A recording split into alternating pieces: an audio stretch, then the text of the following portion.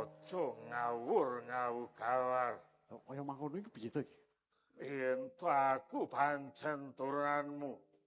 Coba jlentrehno kasunyatane. Oh, ya. Ngene. Ger Bratasena.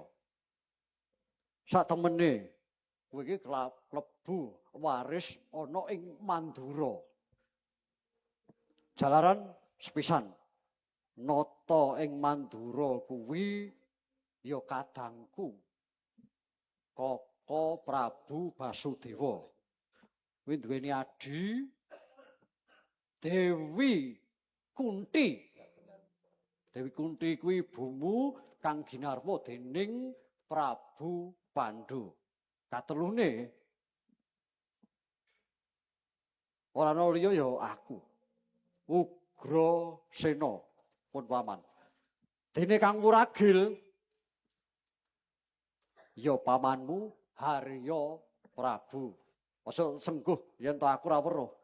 Lho, Prabu Pandhu kalawan Dewi Kunti kuwi kagungan putra Pandhawa sepisan. Yudhistira ya Puntadewa. Kapindhone panenggak Pandhawa. Lho, Bratasena ya kowe, Ger. Katelune Permadi. Nek kowe ngarani kae yen ra kleru sapa kuwi? Jlamprong. Kang Pungkasan. Kembar. Nadianto kuwi beda ibu. Kang linaerake dening Dewi Madrim. Ayo. Kuwi rak kadang-kadangmu to. Ateges kowe kuwi trah ana ing Mandura Bratasena. Paman.